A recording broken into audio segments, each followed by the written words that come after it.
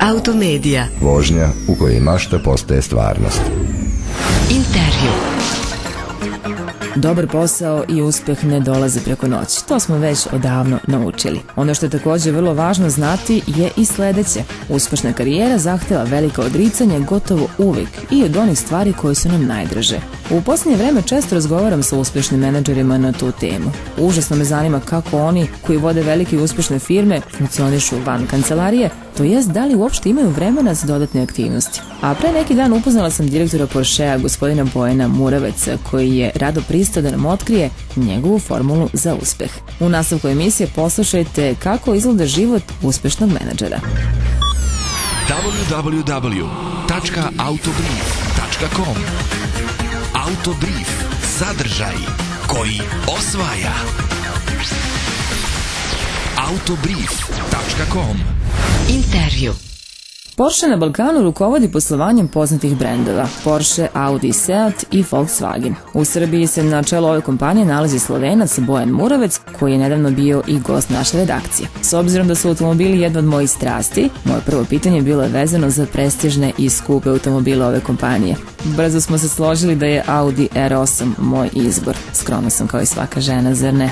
Želela sam da saznam kako je teklo prilagođavanje gospodina Muraveca u Srbiji s obzirom da je pre samo godinu dana u nju stigao iz Slovenije. Kako kaže, lako se prilagodio načinu života u Beogradu i posebno mu prija upravo ta raznovrsnost kulturnog i zabavnog života koje pruža veliki grad.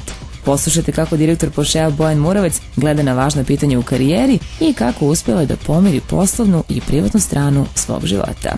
Šta je zapravo najvažnije za uspeh u karijeri jedne osobe? Najvažnije za uspeh da gledaš dugoročno, znači svaku stvar i svaku odluku koju doneseš, da gledaš kakve su neke dugoročne posljedice, kakve su efekti na dugi rok. A druga stvar je kad ne znam neke odgovore šta bi napravio, da li bi se odlučio za A ili za B, onda se uvijek pitam šta bi napravio ako bi ova firma bila moja firma. I onda brzo nađeš odgovor. Pozicija na kojoj se vi nalazite zaista zahteva jedno veliko angažovanje. Koliko vam ostavlja prostora za privatan život?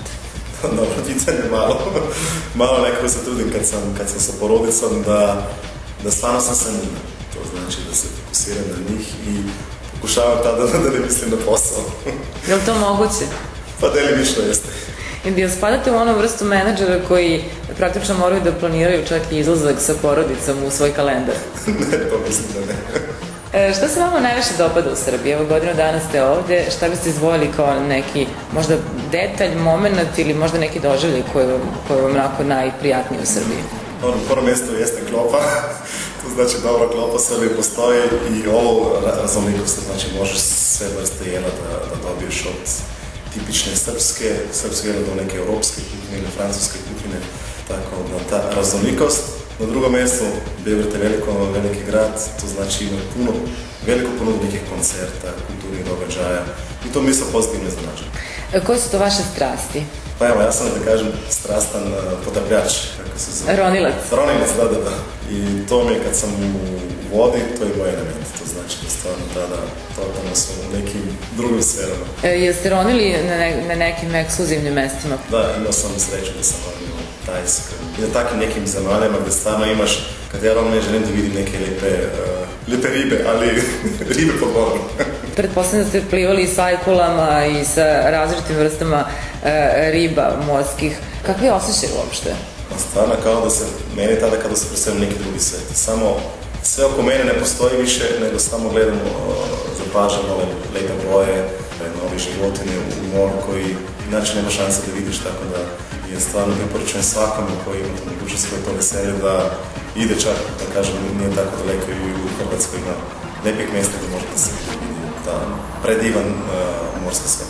S obzirom da mi u Srbiji nemamo tu mogućnost baš da ronimo, osim ronjenja, šta bi još mogla da izvojite kao neku vašu strast, barem ovde na ovom području gde ste sada? Ima puno mogućnosti, recimo, ima skijanje, skijalište, ili bicikl, mountain bike, trčanje, recimo je popularno i trčanje, tako da ima puno športova koje može da se vrši ovdje, recimo na Adi, možeš uzmeš rolere ideš sa rugljima oko Ade, tako da baš Ade Cigane, tako da baš može puno stvari da se radi. Jel praktikujete to leti Adu Ciganlu i sve one draži koje Ada pruža? Pa da kažem, možda sam sada nekih 5% iskusio, ali pokušao sljedeće godine više, ja imam više vremena.